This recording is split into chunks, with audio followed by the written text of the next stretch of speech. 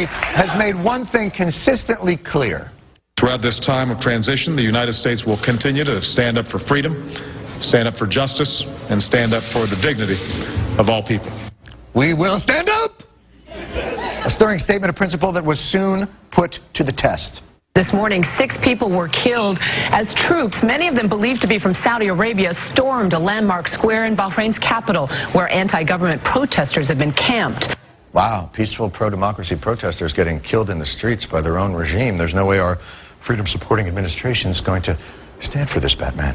We urge maximum restraint on the government of Bahrain and everyone else in Bahrain. All sides need to exercise maximum restraint.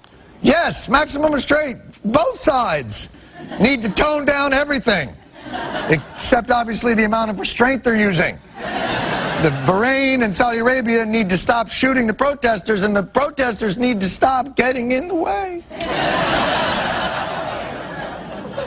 Why do the rebels in Libya get the help of hundreds of Tomahawk missiles, whilst those in Bahrain get a, hey, tone it down, will you?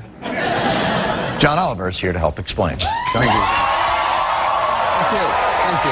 Thank you, John, for years, America has been offering help to freedom-loving peoples in a variety of forms, tailor-made to their particular situations. But look, John, you don't want me to tell you about it. You want me to show you. What? Why don't you follow me for a second? Sure. John, too often, countries think of approaching civil war as a catastrophe, whereas in reality, it's a catastrophe. I'm talking about America's freedom packages, John. Please. Freedom packages. Freedom packages, John. Which is right for you? That's what I'm so pumped to tell you about today. John, can any country apply for one of America's freedom packages? Absolutely, John. Let's say you're a country suffering atrocities at the hand of a brutal regime, but your nation is of no strategic importance, and you have little in the way of natural resources, let alone potable water. That sounds like a Sudan. That is such a great example. Here, Sudan. For you're the Sudan, where religious strife, civil war and famine have killed millions. The US then offers what we call the ambivalence package. Ooh, that sounds ambiguous. What would the Sudan get for that? Well, hold on. Why don't we start with what you don't get?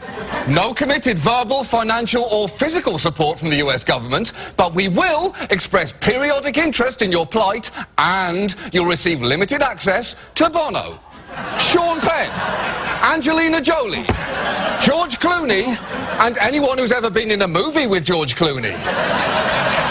Pending, John. Pending. Whoa, whoa, whoa. Pending, John, their personal schedules and the chance they'll contract dysentery in your nation.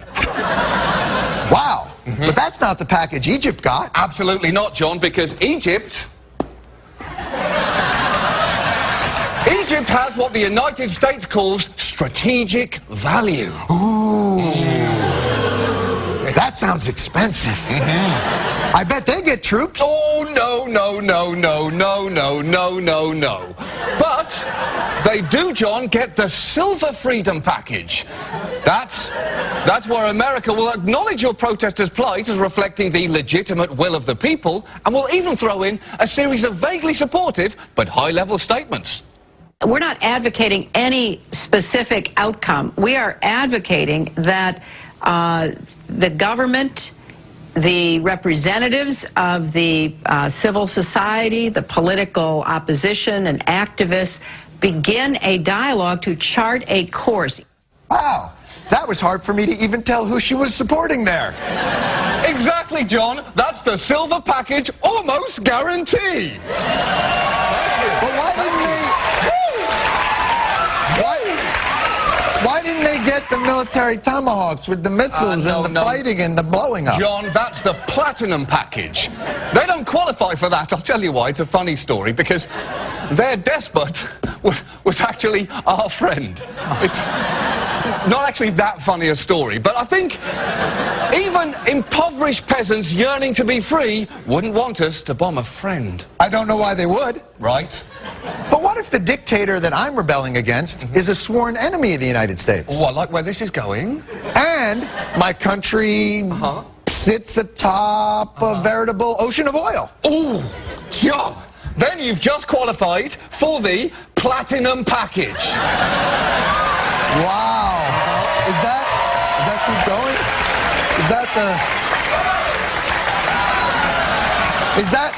That's nice. Is that the package Iraq took? Yes, the second time. The platinum package includes a full-scale invasion, overthrowing your tyrannical government and helping rebuild the roads, schools and hospitals that were destroyed in our full-scale invasion. That looks shockingly awesome. That's because it is. Hey, can Iran's protesters get that? Oh, no, I mean, John, that's a pretty formidable army there. That'd be a long, drawn-out, bloody conflict. But the people there yearn to be free. Well, John, they don't get to decide. That's the best part here. It's not up to them. We decide what freedom package you get and when you get it. So, listen to me. Freedom-seeking people of the Middle East, get out there in the streets and put your lives on the line, because America might be right behind you. Freedom packages may cause America to experience unintended consequences, including but not limited to inflammation of local or ethnic tensions, strengthening of one or more of America's traditional enemies, current allies becoming future enemies who one day use American-supplied rocket launches against us, jobless unmarried 19-year-old men with dynamite underwear may wish to take out frustrations on freedom package suppliers. If you experience an insurrection lasting over 4 months, seek diplomatic attention immediately. Offer not valid in West Bank or Gaza.